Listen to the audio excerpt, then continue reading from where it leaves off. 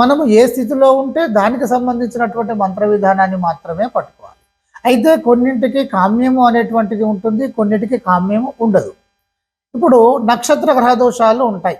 ఈ నక్షత్ర గ్రహ దోషాలు మనకి ఈ అతలాకుతలం చేస్తూ ఉంటాయి. ఈ నక్షత్ర గ్రహ దోషాల విషయంలో రాహు కానీ, అష్టమ శని కానీ ఇలా కొన్ని కనుక ఇబ్బంది పెడుతూ ఉంటే, గురుబలం లేకపోవడము ఇలాంటివి ఉన్నప్పుడు, ఇంకా చంద్రుడు హీనములో ఉండడము, నీచ స్థితి ఇలాంటి వాటిలలో మాత్రము వాళ్ళు అతలాకుతలం అవుతూ ఉంటారు.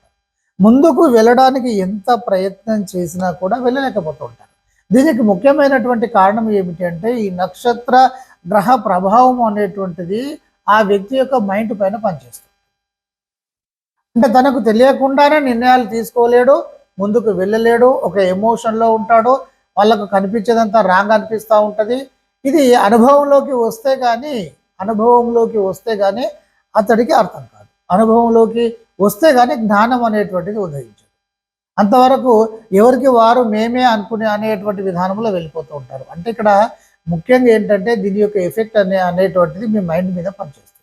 ఇక మీరు ఆ మైండ్ మీద పని చేసినప్పుడు మీరు ఏ పని కూడా సరిగ్గా చేయలేకుండా, ముందుకు వెళ్ళలేకుండా మీరు ఉండేటువంటి పరిస్థితి ఉంటుంది. ఇది నక్షత్ర గ్రహాలకు సంబంధించినటువంటి వ్యవహారం.